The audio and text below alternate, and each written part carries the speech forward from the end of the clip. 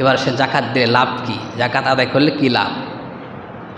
আল্লাহ তাআলা বললেন, জাকাত যে ব্যক্তি আদায় করবে, জাকাত আদায় করার কারণে আল্লাহ তাআলা অনেকগুলি ফজিলত পুরস্কার রেখেছেন বান্দাদের জন্য। তার মধ্যে একটা হলো কোরআন শরীফের আয়াত। আল্লাহ তাআলা বলেন যে জাকাত আদায়কারী ব্যক্তির জন্য আল্লাহ তাআলা একটা দানা দান করেন, আর এক একটা দানাতে 7টা করে দানা থাকে, আবার 7টা দানাতে এক একটা 100টা করে দানা থাকে। সুবহানাল্লাহি বিহামদিহি। জাকাত আদায় করার কারণে জাকাত আদায়কারী ব্যক্তির মাল আল্লাহ তাআলা পবিত্র করে দেন। জাকাত আদায় করার কারণে ধন সম্পদ পবিত্র হয়ে যায়। চোর থেকে, ডাকাত থেকে, জমি দখলকারীদের থেকে, লম্পট থেকে এবং ক্ষমতাশীলদের থেকে আল্লাহ তাআলা ধন সম্পদকে হেফাজত রাখেন। সুবহানাল্লাহি বিহামদিহি।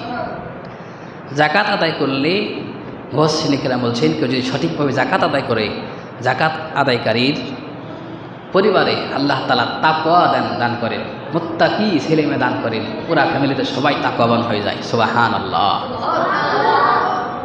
পিছন থেকে আপনারা বলেন সুবহানাল্লাহ। সবাই একসাথে সুন্দর করে মিষ্টি আওয়াজ বলবেন, ঠিক আছে ইনশাআল্লাহ? বলেন তো একবার সুবহানাল্লাহ।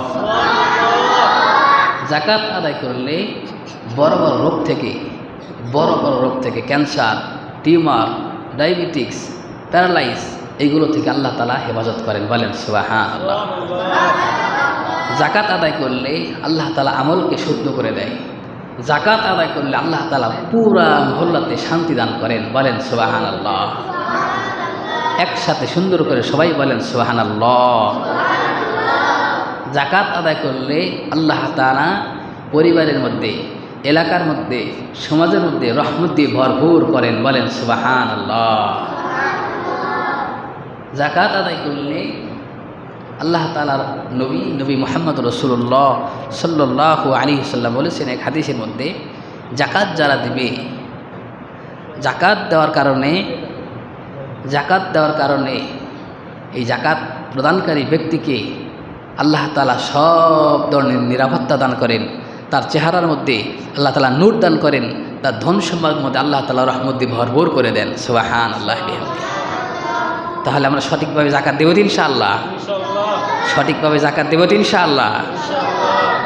তদানীন্তন সময়ে যারা জাকাত প্রদান করেছেন, ইতিহাসে দেখবেন ওই সময়ে ওই সমস্ত এলাকাতে আল্লাহ তাআলা শান্তি, রহমত, বরকত ভরপুর করে দিয়েছেন। এখনকার সময়ের মতো মারামারি, কাটাকাটি, হানাহানি, খুন, দর্শন, রাহাদানি কিচ্ছু হতো না। কেননা ওই সময় তারা জাকাত প্রদান করত। সুবহানাল্লাহি বিহামদিহি।